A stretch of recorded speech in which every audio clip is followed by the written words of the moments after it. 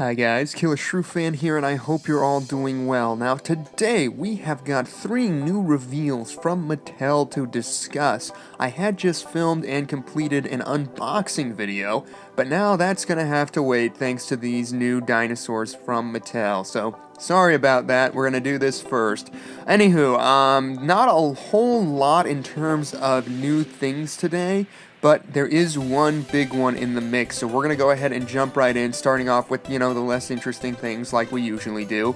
So first and foremost here, we have got a redeco of the Extreme Chompin' Tyrannosaurus Rex. Now, the Extreme Chompin' Tyrannosaurus Rex is easily one of, if not the most popular T-Rex figures from Mattel. I think that has a lot to do with the fact that there are so many points of articulation, which make for great dioramas, great dinosaur toy photography, all that stuff, and it is also the most affordable from the lineup, so I think that also plays in a big way. Also, the sculptural details, as with most of Mattel's offerings, are quite nice for the price point that you are getting. The only downside, really, to that figure is that it is a bit on the small side, but that does not stop collectors.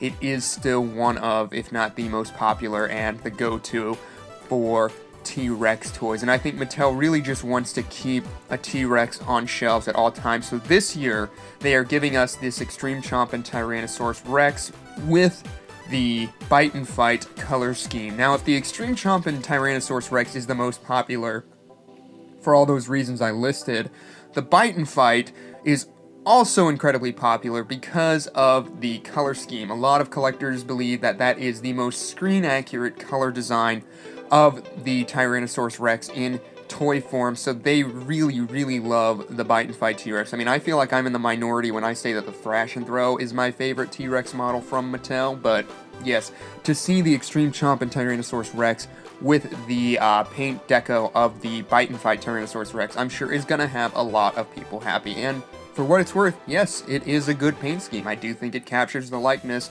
of everyone's favorite Tyrannosaurus Rex quite well.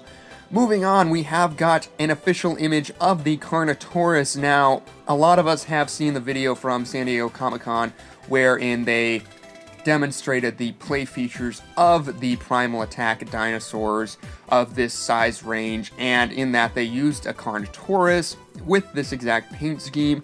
Now, me, personally, I kind of just thought, I'm like, if that is the paint scheme, cool. If not, I wouldn't be surprised because, they could have just had a prototype and thrown on some basic colors just for sake of showmanship. But I guess it is going to be our official color scheme for the Carnotaurus. And as you can see, not much has changed here. It's like a few shades lighter, and instead of purple markings, you get this sort of brownish color. But beyond that, even like the pattern and everything is basically the same on this Carnotaurus model, and that's not a huge issue for me given Mattel's track records for taking repaints and just going buck wild with them, making it look a little more naturalistic at the sake of lack of originality is okay in my book. So yes, I don't mind the fact that this isn't some crazy out there redesign. I think it still maintains the integrity of the original dinosaur toy whilst doing something new. And again, you get the new action feature and everything. I bet you anything there's going to be a T-Rex roar in that action feature, but whatever, who am I to judge? Yeah, so Carnotaurus.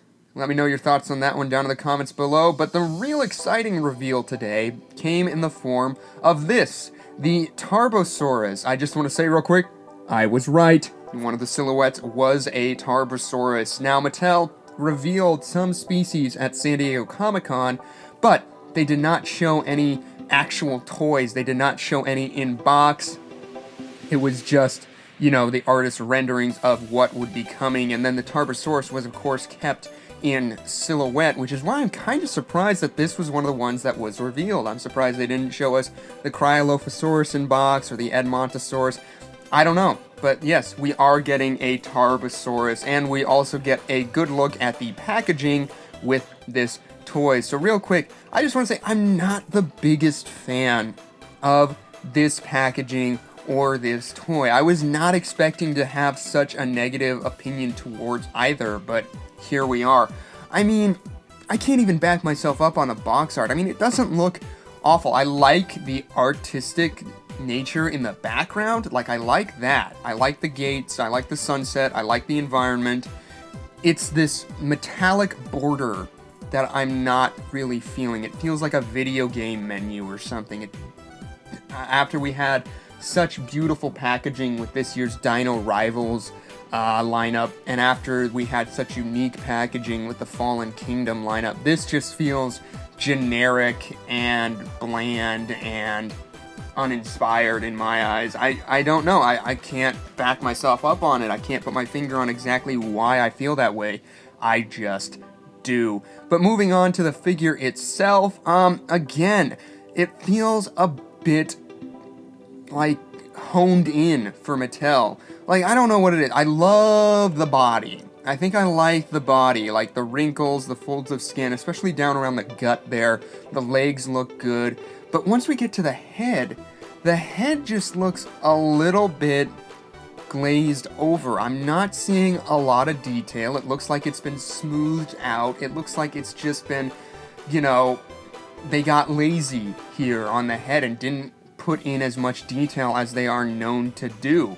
The teeth are individually sculpted still, which is nice, but I don't know, man. Like, seeing all the other dinosaurs and then looking at this one, Mattel have been known to fall into a cartoony nature with some non-screen represented dinosaurs, so this might be an outlier in the group, but something about it just looks a bit cartoony. The feet are also big. I can forgive that for balance, but when we get to that head and it just looks like a plastic cheap toy, that's where my issues come into play. It looks like one of those toys that you would find in Walmart in like the red boxes with all of the vehicles and soldiers and everything. You know, those sort of value pack toys. It doesn't look like what Mattel has given us in the past. As far as the paint scheme goes, I like it. I like the stripes and everything. The gray section on the gray molded plastic is a good choice for this, but the red on the underjaw and the throat, on the lower jaw and the throat, I think I could do without. I mean, I don't mind the splash of color. It's kind of like the same situation as the redeco of the Carnotaurus, in that it just doesn't really feel blended out. It feels like this thing stuck its neck and lower jaw into a vat of strawberry jam, and now it looks like that. I don't know. I feel like I'm being overly critical to this thing. Obviously, there might be higher quality images down the line that just, you know, make it look better, and obviously paint schemes change from promo images to shelf, so I will keep my hopes up that this one looks better in person than it does in these promo images. As far as the action features go, it's kind of the same as the Carnotaurus. Rotate the tail around, get that chomping, bending down action, and then there looks like a push button to activate a roar feature, which will undoubtedly be a Tyrannosaurus Rex roar. So there you have it, guys. Mattel's 3 new reveals to us today. Let me know all of your thoughts on these new toys in the comment section below. If you enjoyed our little discussion video, don't be afraid to let us know by hitting that like button. And don't forget to subscribe on the way out for more killer toy reviews. Thanks again for tuning in, and that's going to do it for us today. Killer Shrew Fan, out.